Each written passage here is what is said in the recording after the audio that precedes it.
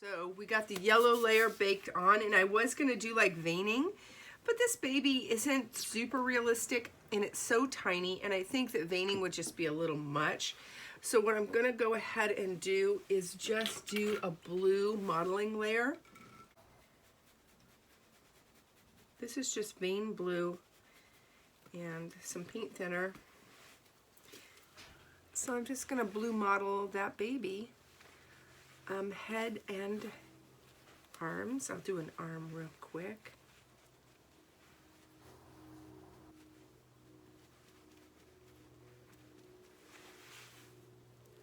I think it might be a little too blue, but we'll see. I think some of that blue will take away from all that extreme kind of pinky peachy. Give them a bake, and we'll come back and start with some red layers and some pink blushing and shading. It's going pretty fast. This doll is so itty bitty. So what I'm going to do now is I'm going to find me a skinny brush, and I'm just going to start creasing, and I just feather it out. You don't want like a definite line. And there's no better word than blush. You know, some people hate that word moist because it sounds like what it is. And blush sounds like what it is. It's just this really pretty pinking up. I'm going to get in between those fingers. Again, feather out. I don't want any hard lines in there. Even on this baby. I mean, I know this is a for fun baby, but still I want it to look nice. And usually I save like fingertips and, you know, all the little blushy stuff for the end, but I'm just going to kind of prime on some pink right now. For me, it's just a matter of putting paint on, rubbing it in, taking the extra off. That might seem frustrating for a lot of people and wasteful, but that's just the way that works for me. But sometimes if you do things in layers, little by little, it looks nicer. It's Friday already. My goodness, this week has gone by so fast. And last weekend we started cleaning the garage, and we got about halfway done. We got it cleaned out, got it painted, swept, mopped, and put up some new shelves to get everything organized, and we donated a ton of stuff. So this weekend we're going to build that little, kind of like a little workbench. I'm recycling the old shelves, and it's not like a woodworking bench or anything. Nobody here is, you know, a woodworking craftsman or anything. It's just to tidy up and have a little space when you need to do a repair. And, you know, sometimes the kids have a school project and they need to build or create something. Right now we don't have that space, so I'm going to make it myself, recycling the old shelves, the old wooden IKEA shelves. We cut them down last week. They just need to be assembled, and I need to make a top and screw it all down. So this is what we've got. Let me pull up this light a little bit. So yeah, it's a little pinker. This is why when people email me and say, I really liked this baby, can you make another one? I say, no, I can paint the same sculpt over and over again, and it might look similar, but it's not going to be the same. And I don't want to paint the same baby exactly over and over again. I don't want to be a factory.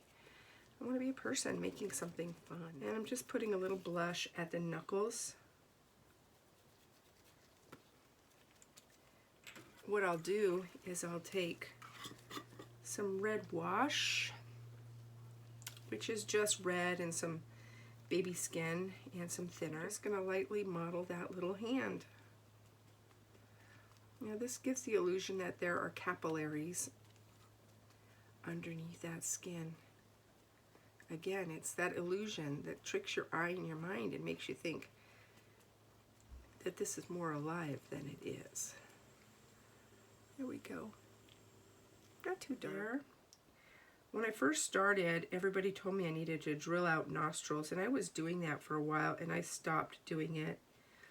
It just, you know, it's a place where moisture can get in, and you don't want moisture inside that baby. I'm going to give her some scary red eyes just for a minute.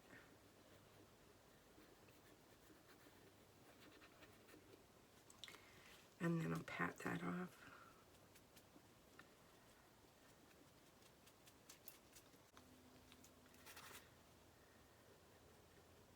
And this baby has like little dimples on the sides of her mouth, and I don't want to leave them just kind of raw vinyl.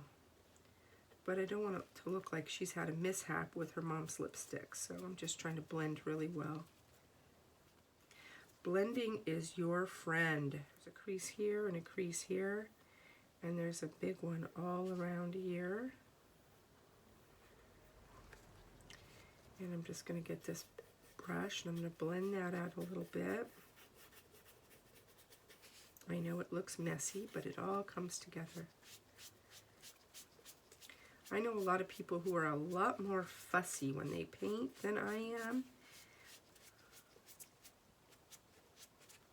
But, you know, I am an intuitive painter. I just like to play and have fun. It doesn't have to be perfect. I don't want it to be sloppy like I don't care, because I do care. I hate when they print the doll's information on the back of the neck. I like how the newer Bountiful Baby dolls, they do it on the flange. And it's hidden, you know. Now, I don't think babies have super red parts there, but it creates an illusion that that there's depth. And when I do the skin tones, it'll add a layer on top of a layer on top of a layer, and it'll start to make sense. Now, ears, I used to be super fussy with ears, and I've decided not to be super fussy with ears. Look at how sloppy I am. See that? I'm going to let that sit for a while and absorb some red. Then I'm going to go over to this ear, and I'm going to do the same thing. I'm just going to make it all nice and juicy.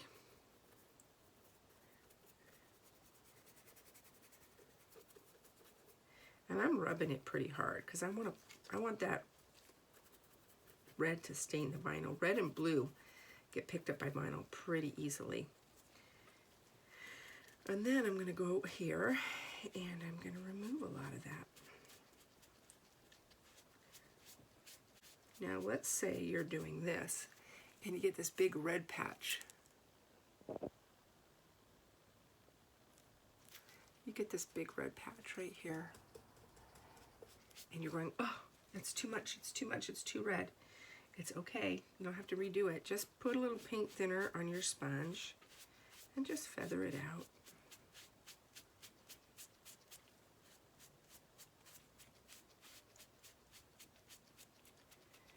And on the inside, you don't want that ear to look chunky and gross. And so I'm going to get a dry brush that's a little bit on the stiffer side. Let me see what I have. Here we go. Here's a perfect brush. It's just a makeup brush, a shader. And I'm going to go in there. I'm going to work in some of that pink. And I'm going to remove some of that pink.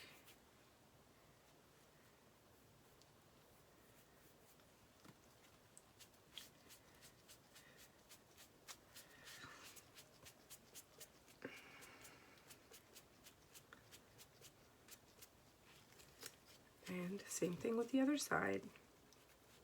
I don't want to use the wet side because I don't want to remove everything. I'm really just kind of smearing it around a bit.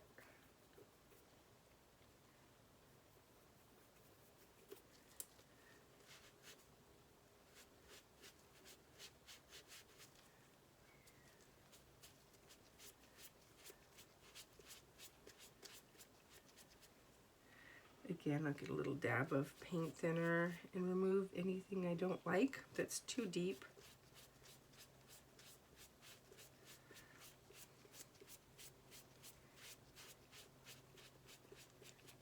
And then I'll get that little brush again. And I'll just rub that paint in.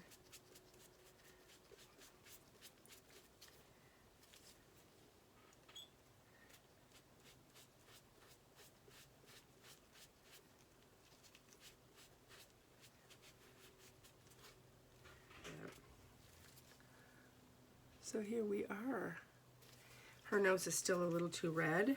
I will Take off some of that. I can always reblush it later if I want.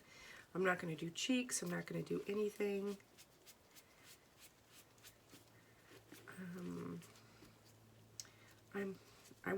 I usually do like a little soft spot up here. I'm just going to actually clean off my brush a little bit.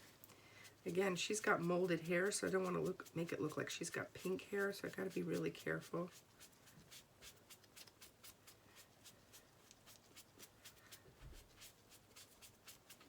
I think that looks okay. And what else? Let me clean up inside that mouth. It looks a little messy. Again, you know, there's a difference between this is how I paint and sloppy.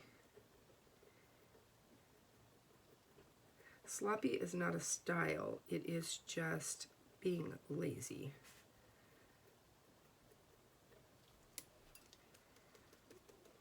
Just my opinion. I could be wrong.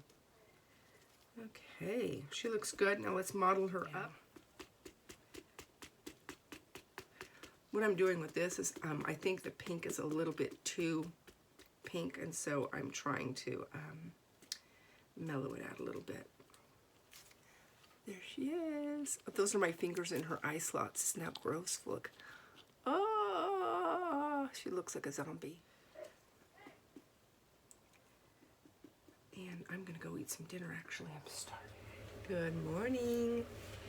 I just got this little baby out of the oven. She has her little red model layer on and a little red blushing and shadings. Isn't she sweet? I am going to do some flesh layers. If you're already a reborn artist, then this part is probably boring for you, but we'll do it for those who are interested in how this works. So what I have in here is some baby skin from Bountiful Baby, some probably a little burnt umber, maybe a tiny bit of titanium white. I want it to have a little bit of opacity, but not a lot. And some paint thinner, and that's it. And, you know, unless you're working in volume, I wouldn't suggest making a batch this big because it takes a lot of paint. You might not like that color, and then you're stuck with it for a long time. Also, it will start to evaporate. I know a couple of reborn artists who write down their recipes. That is so smart. And that way when they have to make a batch, they'll say, oh, you know, however much of this and however much of that, and then they get some consistency in their colors, especially the ones they like. I am A, not that organized, and B, I have a really short attention span, so if I'm just using the same stuff and making the same things over and over again, I will start to feel like a factory and not a person. And I like to experiment, you know, I don't want to limit myself. Now, I might lose out because there might be a really great color that I just never get back again. But I'm risking that, and that's okay with me. So I am just patting on that. Be careful that you're not letting this stuff get into creases. You might think, oh, no big deal, you know, I'll just deal with it later. I can just cover it up with a darker color. No, there's no fighting anything that's got white in it. Once it's there, it's really hard to get rid of. Like it's pooling up now in the mouth, and so I'm going to get rid of that out of there. I don't want it there. You can do it with a big mop brush. You can do it with any brush. You just want to make sure it's a little bit dry. And I can see some places where I'm going to have to fix up, like behind this ear, you see this white stripe. The red didn't stick in there, so later on when I do my blushing layers, I'll repair that. And because this is like a baby doll, you know, just a fun baby doll that costs $2, I'm not stressed out at all. And this is why I'm totally promoting. Again, I wouldn't go out to thrift stores and buy these babies and make this your primary sculpt. Like, I'm going to build a business off of that. You know, well, now that I'm saying that, maybe you could, you know, that might be fun. There might be a market for that. That might actually be a really great idea.